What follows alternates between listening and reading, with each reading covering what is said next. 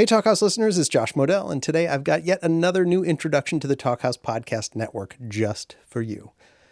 Dylan Tupper Rupert is a music writer, podcast host, and producer in Los Angeles. You might know her as the host of KCRW's Lost Notes Groupies, or as Producer Dylan of the epic and excellent Bandsplain podcast. This spring, Dylan's new show, Music Person, is coming to the Talkhouse Podcast Network, where she'll have in-depth conversations with musicians and brilliant people in the greater music ecosystem, and will sometimes maybe even go on an adventure. So here's a sneak peek, Dylan's diary of her week in Austin for South by Southwest 2025. Enjoy.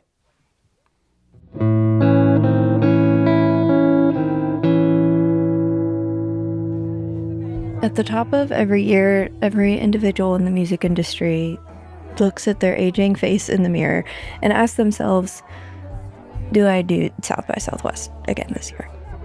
It's like, is it worth it? Will I break even? Am I too old for this? Will night 3 of 6th Street make me want to kill myself? And the answer to all the above typically is yes. And then everyone will scramble to get a showcase together, or a party, or a self-booked tour, or a reason to get their work to send them and put them up in a hotel at the last minute, and it's always chaos. Me, it's not so bad now that I'm in my 30s and I have friends with big fancy jobs that put them up at the big fancy hotels, and they can just get a double queen room on the company card. I can just ride in on their coattails. And it really beats the early days of my illicit sneaking into this festival when I was underage.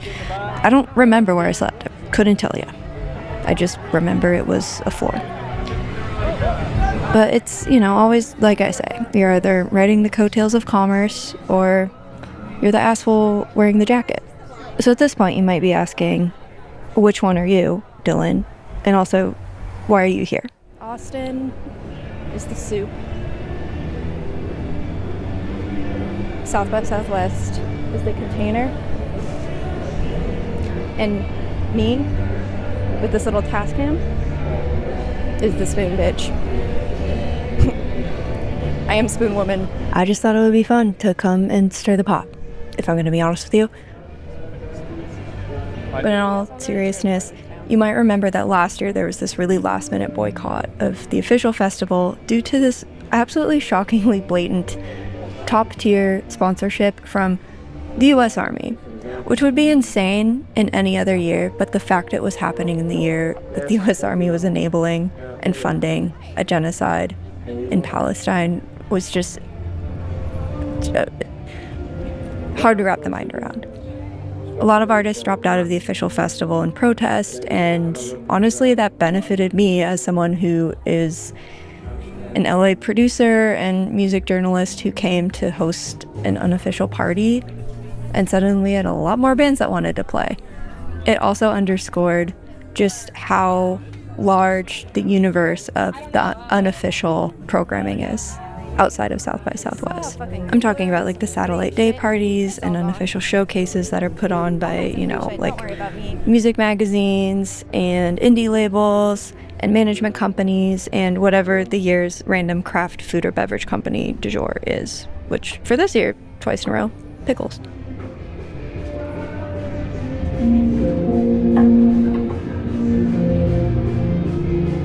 I spent my first day just bopping around the clubs on Red River and 6th, mostly Chess Club and Cheer Up Charlie's. Those have pretty reliable, cool bookings. But I was mostly just waiting for my friends to get there and kind of just drinking by myself and looking around.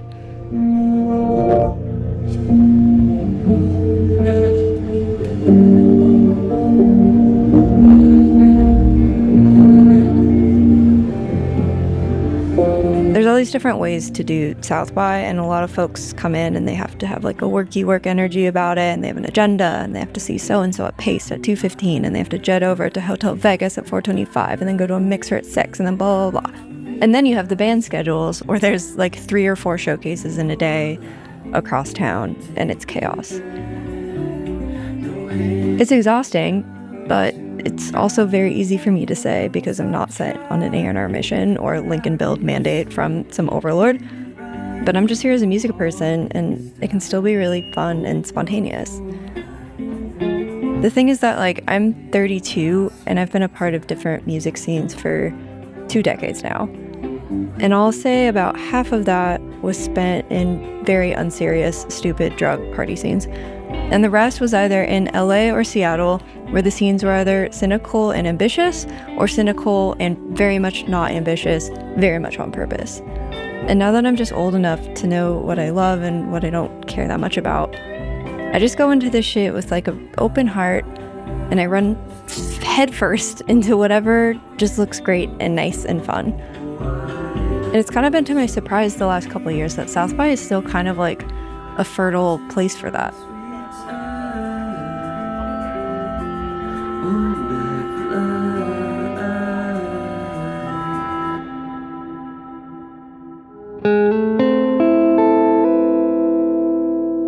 And I'll also say, in my decades experience in various subcultural music climates, I know that there are varying levels of appetite and tolerance for, let's just say, like a bubbly girl who loves to party and have fun and hang out and meet a bunch of people. And that's okay. But I will say that I'm still out here longer than a lot of the other people I met when I first started doing this. You know what else I love? Barbecue.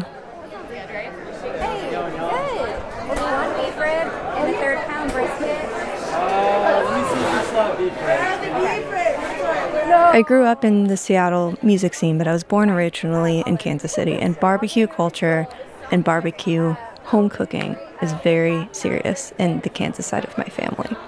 I'm the only person I know in Los Angeles who has a smoker, and I used to say as a joke all the time that indie rock needs more beef. Because I was bored in the 21st century, and, you know, like, learning about classic 90s rock beef made me yearn for spicier times. But then once I got my smoker, and I started having people over for my ribs and my brisket, I realized I was thinking of providing the wrong kind of beef this whole time to the greater Los Angeles indie rock community.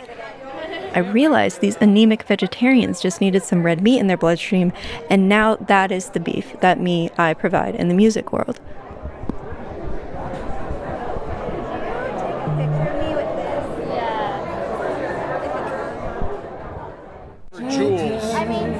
Another classic Austin trope that I go crazy for, it's Dylan bait, it's Dylan nip, is the prevalence of honky tonks. And I love the White Horse.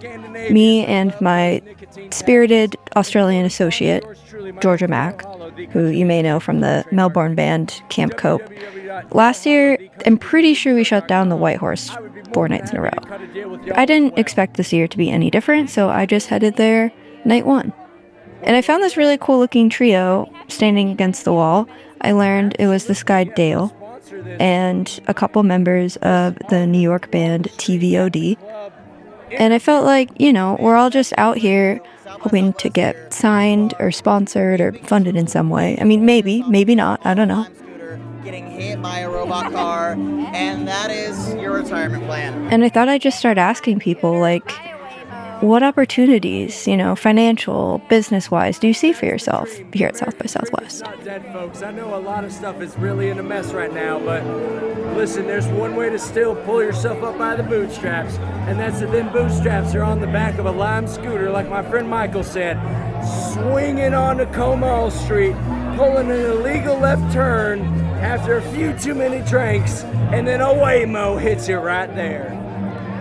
I think you have a voice for radio and a brain for podcasts. But I've also got a face for television. That is true.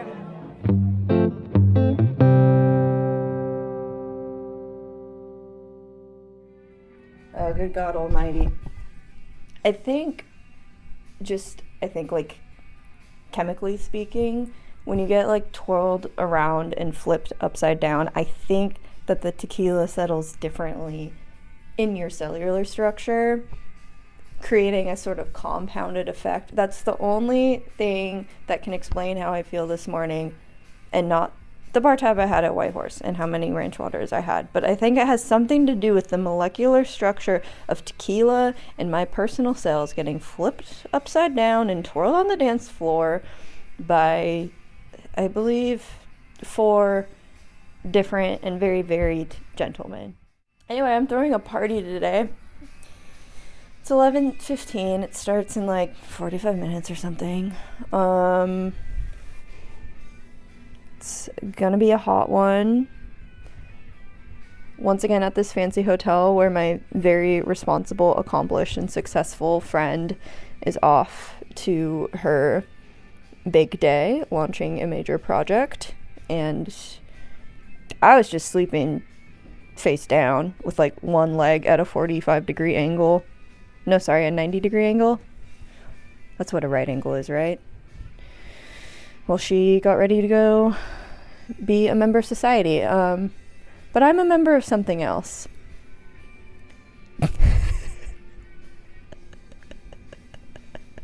A scene. Anyway, I throw a party every year at this bar called Tweety's that used to be called Spider House. And I loved Spider House the first time I came to Austin. And it's just really nice. It's off the beaten path of the South by Insanity. It's this big patio, an old craftsman house. They have espresso and palomas on tap, picnic tables. It's just a good hang. It's like the promise of old Austin delivered, at least in my imagination. I really appreciate it. Something really annoying happened, and if this was you, what the fuck? Someone called in a noise complaint for our outdoor show. It's always outdoors. At 1:30 p.m., based on like a country singer-songwriter, Deloitte Elsie, who doesn't even have a live drummer. What were you complaining about? In any case, our stage manager, Lane, who's an absolute pro, moved everything inside, the back line, the soundboard, everything.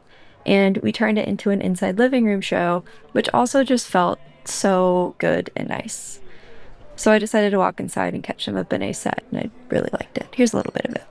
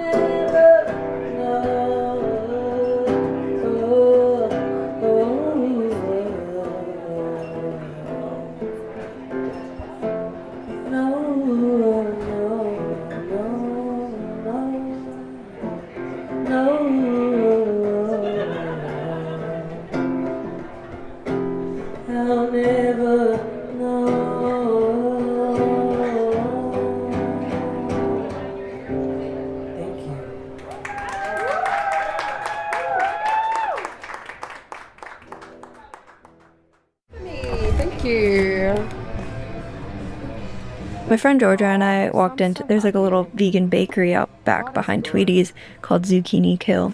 We wanted a little sweet treat. And I decided to ask her what her hopes and dreams for South by were.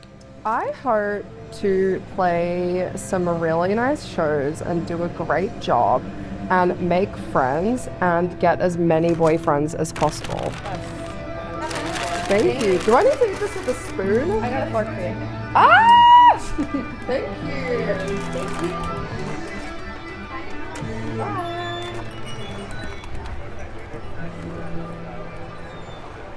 And to two-step. I want to get really good at two-stepping while I'm here. And I want to two-step at the White Horse every single night. Don't worry, listener. Georgia's dreams came true. Then we went outside and hung out in the booth area with some guys, and one of them was Jackson from the band Brutus the Eighth. My name is Jackson Katz, and I'm in Brutus the Eighth. My hopes and dreams from Spotify are to, right when I'm going to quit, right when I'm like, I'm done, quit music. It's any day now. You're gonna get that Nike commercial sync. Yeah. When I get the Nike commercial sync, and then I'm like, I'm exhausted. I've exhausted my resources. Dylan won't book me on Dylan Fest anymore. She's such a pain in the ass. She's such a gatekeeper, and my friends don't want to play in the band anymore. Right when so I'm saying, I'm done. It's over, Jackson. It's over. Then, Spotify. Daddy Daniel is gonna pop me in that algo. Once again. Millions. I'm talking millions. And you know who I share the millions with? That's you, D. That's you. I'll take 5% off the top. Done. Deal. That's my hopes and dreams for South by. I'm giving points. I'm giving percentages. No, dude, we're in the points business. We're in the points business. Anybody who wants points, you get points. You get points. You get points. Whoever wants them can have them. You're in the points business. Cut. The spirit of generosity that the music industry is famous for was alive and well. My name is Lily Seabird, and my South by hopes and dreams are to make some new friends and smile. Anything else you want to make? Not be too hungover Friday or Saturday, and I don't know. Don't mess anything up. That could be anything. Thank you so much. Hi, my name's Benet, and my dreams and hopes are to find people to drive me around, lay down, and that's about it. I just have dreams of laying down and avoiding the heat as much as possible. Thank you. I just want to know what people's hopes and dreams are. Like, why do we keep doing this? Like, why do we come to Austin and walk around and just, like, not get paid? I ask myself that. I ask myself that every year. Hi, I'm Nick from UBET, and I'm having a great time at South by. Really lucky. What was your question? What are your hopes and dreams for South? My hopes and dreams? What would be your ideal outcome? That I get to see a bunch of great bands, and I don't hate myself for having a bad set once in a while. That's a good one. That's a good one. That's like a self-reflective, like it's in your control. Oh, sorry. That's it? Anything else? Not really. Thanks. You don't want to. You're welcome. You don't want to like get a life-changing sink. Sink? Yeah, what would be like your Here? life-changing sink? Yeah. Like a sink, like to wash hands? No, like how you make money. 400K per shot. Oh, like a sink, like losing money? No. I don't understand what that means. I'm kind of like, It's like, I don't know a lot about the world. You get your music like in a commercial or a film. Oh, sync, S-Y-N-C. S-Y-N-C. Oh, okay. Yeah, that would be fucking great. Honestly, those answers were like a lot sweeter than I expected. I think everyone was just really excited to hang out. Me? Dying to hang out. Oh my god, I've never wanted to hang out more in my life. Also, luckily for me, my dream came true. I got to hang out for hours and hours.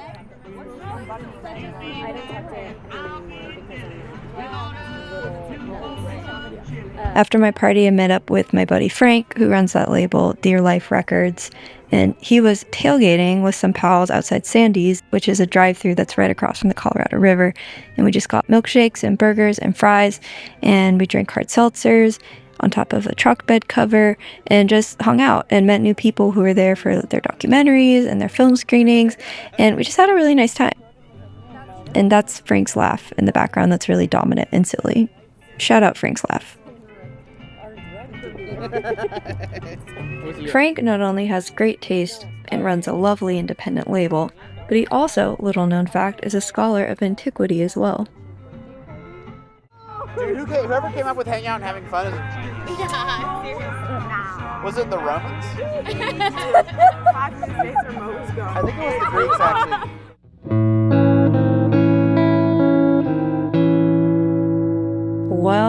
Well, you'll never guess who I ran into when I went back to the White Horse. That's my boyfriend! And that's my boyfriend! And that's my boyfriend! And I love Austin! Thursday night was just pure joy and delight of like Americana happiness and partying and spirit of music and joy and community, and like too much tequila was coursing through my veins. And then we get to Whitehorse, and like there's 25 people that I just met from my day party there, and everyone's willing to dance. In particular, my new friend Thomas Dolbaum, who is probably my favorite new discovery of South by Southwest. He's kind of like if Songs Ohio wrote Nebraska. And he loves to two-step, or so he told me. We get onto the dance floor, and Thomas he's like not really two-stepping, but he's really happy to dance. And like, I'm just happy to be included. And we're dancing with all different types of people. We kind of usually end up with one another after we rotate from different people. And during one dance, Thomas does the signal where it's like you press your arm into your partner's back to signal that it's now time to tip you backwards. And I was like, Thomas, I don't really trust you, dude. Like, you seem kind of fucked up. And he was like, Dylan, I got you. Trust me. I can tell you don't trust me. You gotta trust me. And I said, all right, I'm gonna make a deal with you. You can tip me back at the end of the next song, but I have to be able to trust you. And he was like, I got you, girl. Listener, dear friend Thomas Dolbaum did not have me, and I tipped back. He dropped me flat on my back in the middle of the dance floor of my beloved White Horse Tavern. And not only that, he pancaked and fell on top of me too. And by the time I opened my eyes and realized who was looking at me, I see the band playing, and I absolutely had been on a date like 2 years ago with the drummer of that band, who just saw me eat shit on the dance floor. Sucking on horse piss at the White Horse. I got dropped on the dance floor, and that's what happened to me tonight. What happened to you guys? I finally got dragged out of White Horse, and I hopped in the car with my new best friend Elijah Wolf, who runs Mountain Laurel Records, and his bestie, little music mogul lawyer Monty, because we were all staying in the same hotel. So we did a little post-game recap in the Uber back. I've been listening.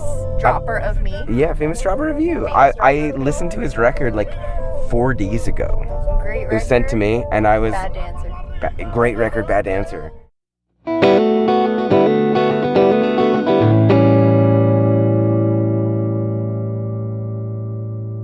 So everyone always wants to know, who was the breakout artist of South by this year? Who was the winner of South by?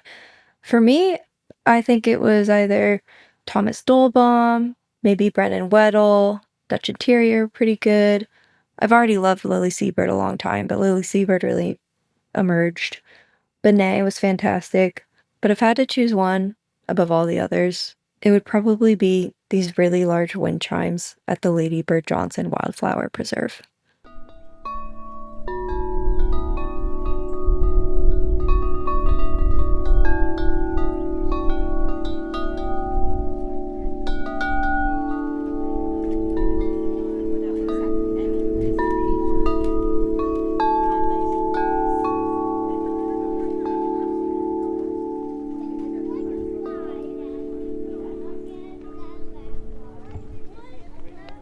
Friday just had like a different air of hope to it. We decided to go to the Wildflower Preserve, which was such a beautiful way to spend a hungover morning, if I'm being completely honest.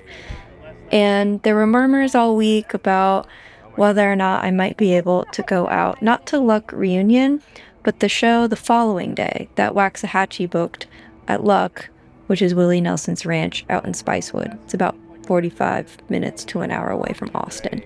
I wasn't sure if I'd be able to figure out how to get in, but Allison Crutchfield texted me, and she was like, just come. And then I was like, if I can find a ride. And then it just happened magically. And it was like ordained. Alright, let's get the fuck out of here. Is this hat properly proportioned? Is it flopping in the right? Yeah, seems effortlessly. You actually look like very at home here. 100%. Yeah. I don't think anyone would disagree. And I looked at the back of the crowd and recognized so many faces from this week. Like Dutch Interior and Lloyd Elzey and Dan Rickens and Dear Life Records, Mountain Laurel Records, Brennan Weddle. And we were all just in the back of this crowd, and I kind of felt like I'd been waiting decades for this moment. To figure out like who my people are in music and the people that want to be in this crowd with me. And I think Katie Crutchfield's vision of music and how her own extends into this universe and can sort of build and continue it on is definitely a huge part of that. And it was just such a special day. Doesn't get much better than this. Hey Frank. Hey. Does it get much better than this? It doesn't. It really. That's what Eli was We're in it. What do you think? Is this thing on? Yes, yeah. Now you just fucked with it. No, but we got that. That's the point. Then, at the end of Lucinda's set, I started crying. Not because I was so moved by this set or I had never seen her before, but because I got really sad she might die one day.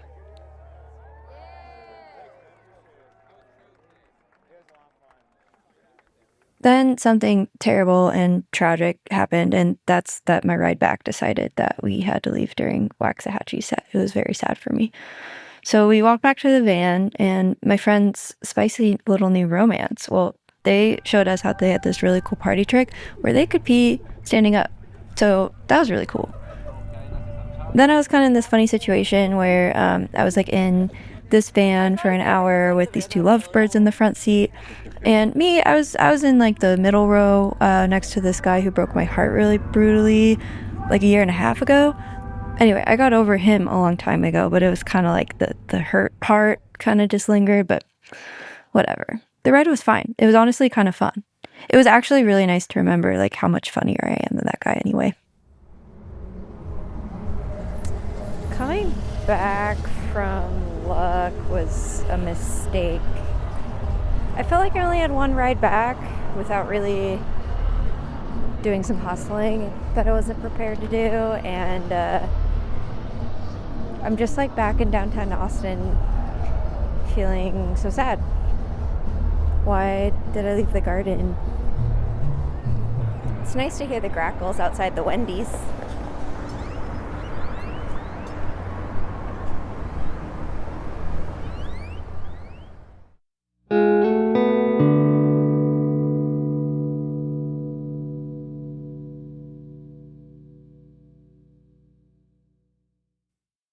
I packed up all my things. I put my shit in an Uber because I was just going to leave to the airport straight from the Dear Life Records day party. And then when I got there and I swung open the car door, it was a healing balm to my sad soul. And Lily Seabird was playing in the background. And just the first thing I said when I saw everyone, well, I guess the first thing I said was, well, look who the fuck it is, because that's usually just kind of what comes out of my mouth. But then the second thing I said was just like, oh my God, you guys need to know that I love you.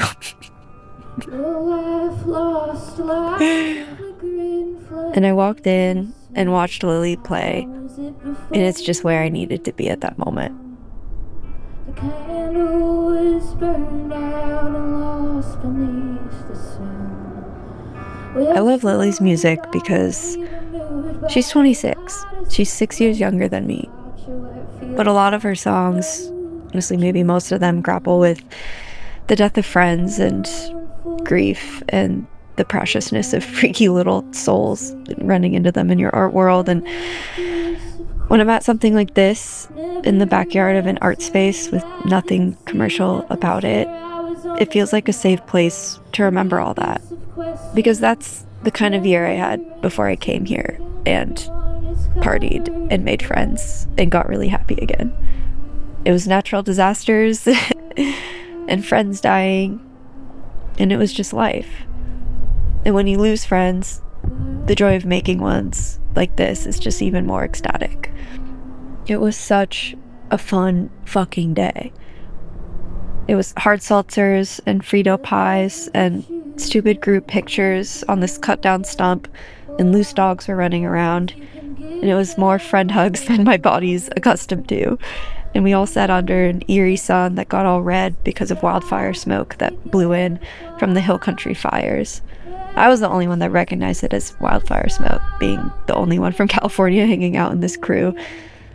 It really seems like all my like-minded music people these days are on the East Coast, or maybe even more so the South. This year and last year really proved to me how this meetup in Texas brings those people to me, and they've become really precious. It's a dirty business, it's a dreadful chore. Why don't you just sing a song and move on like she wanted? But everyone wants to say their piece. They want to say what they need, but to me it all just seems... So this venue was like a 5-minute drive to the airport. So I figured I would spend as much time as I could hanging out, call an Uber when I was ready, and I would have my bags and stuff there in my friend's car for whenever that time came. That time was approaching, and I found myself laying down on a blanket, listening to the song of Little Mazarn, where they sing about what a blessing Barton Springs is, what a gift it is, and whatever bleed was happening from, like, the bar band down the street. But I just had this feeling that I couldn't leave. Not yet, at least.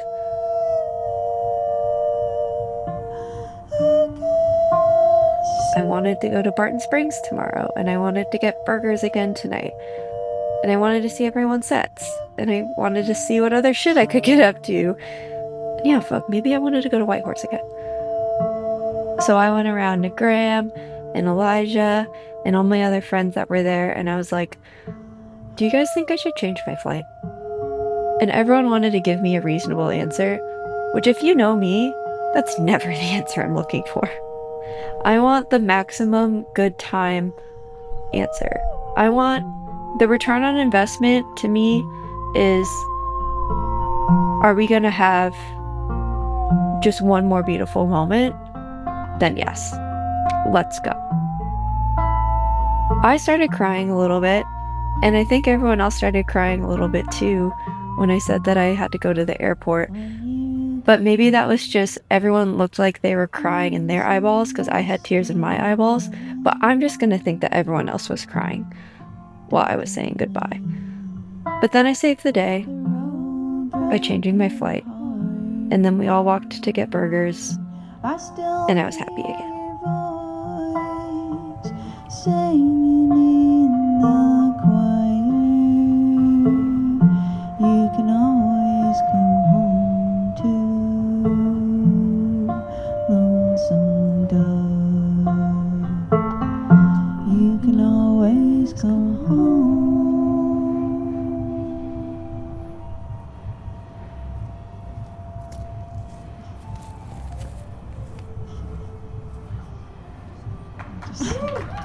It's really, couldn't be more perfect ending. Oh, we're gonna do one more. Sorry, we're gonna do a couple more. Don't leave. Where are you going? The end of the song, not the end of the set, suckers.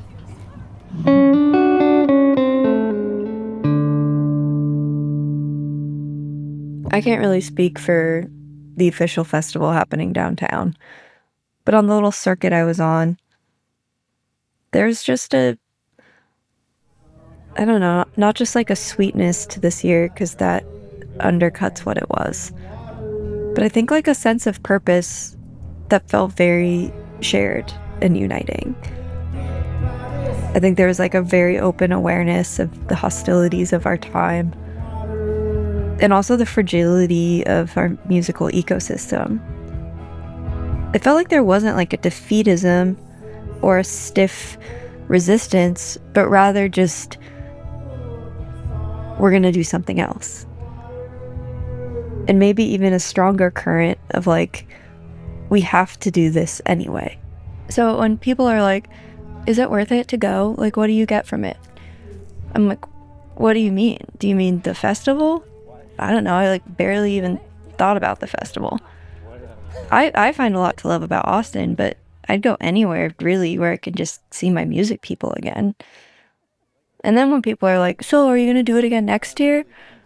I'm like, yeah, if what you mean is this, like whatever this is. What a fucking bitch. I mean, shit, man, this, I'd do this forever. And, you know, hopefully get paid next time too. I was really firing off the like, I love you so much, I miss you already text last night. I was like in bed just like furiously like, I love you so much and I already miss you. Like, I'm feeling so many things. That's what I love about you, Dylan. You know, I'd go as far as to say I love you already. Dude, I loved you the moment I met you. The moment I laid one eyeball on each of you at the same time. I think I would, That's how people say perceive it would, I would argue that it one boy per eyeball. I would argue it started at the first text. Yeah. Oh, yeah. I knew it was cooking. At the first. In the background of this episode, you heard live music from Deloitte Elsie, Lucinda Williams, Dutch Interior, Little Mazarn, Benet, Lily Seabird, Lonnie Walker, Waxahachie, and Bill Callahan. And maybe some others. It was kind of hard to tell. The song you hear right now, in the credits, is Do Me a Kindness by Thomas Dolbaum. This was written and produced by me, Dylan Tupper Rupert. It was edited by Jake Bowman. The music is by Nicole Lawrence. It's executive produced by Ian Wheeler. It was brought to you by Southwest Airlines because at Christmas, when I went back to Kansas to visit my family, they gave me $600 to like bump onto the next flight back to LA because it was overbooked. So that's how I got to South by. And also Jeff Bezos' delicious Whole Foods Market. Thank you for providing me with the free hot bar food. Oh, you didn't mean to do that? Well, too late now, bitch.